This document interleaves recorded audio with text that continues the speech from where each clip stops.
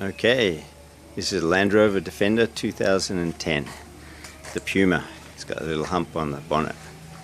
Now what we've got a problem here is that the window decided to detach itself, because in all their infinite wisdom, Land Rover have got this simple mechanism here, which is held in by a bolt here and a bolt over there. Now these, over time, in mine, after 4 or 5 years, this bolt had shaken loose and come out, allowing the window to detach itself from the rail.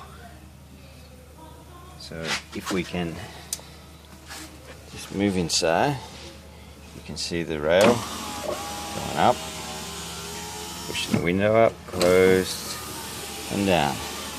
And when it happened, felt a big clunk, window went loose, and initially I thought it had popped out of these black clips there. When I opened up the door, I found that this bolt, actually this one, had become detached.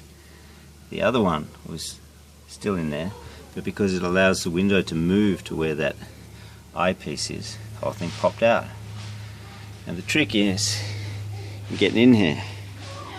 So it isn't difficult, but guarantee you're going to break it when you go in there, just like I did.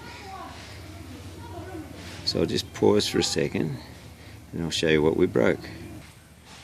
Okay, so here we have the door trim from the inside, and as you will notice down here, there's a nice red clip there, and there's even one over there. All the others are pretty much stayed intact. Right. But these two, one there at the bottom, have managed to break off, and they're moulded in there, so I'll find some way to glue them back in. And I've managed to get out most of them quite easily. I'll show you a tool I made. Here's a black plastic tool that I made. It's actually used for a computer. It's used for opening up computers. But I just lopped off the end there so they could reach in and use it as a pry. But because I'd never done it before, I started from the top. So I'm reckoning you want to start from the bottom and pry around. Now I've taken it all apart, so what you need to know is that up there's 2 screws that were holding in the door handle. I'll show you that just quite quickly. You've got to pop these guys open, and the screws are in there. And then there's another one that holds on this door opening handle plate, and I don't know if you can see the screw. There it is, hanging in there.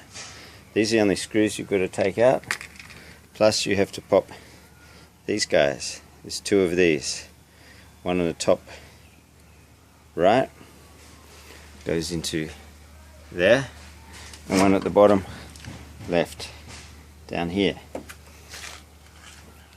Now with these you have to push in with something hard into the middle and then pry them off.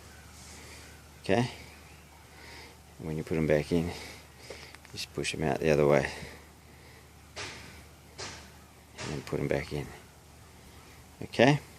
So that's the inner off, and then there's this foam piece that sticks on with all this black goop around the edge. You've got to gently peel that off so you can see the black goop there.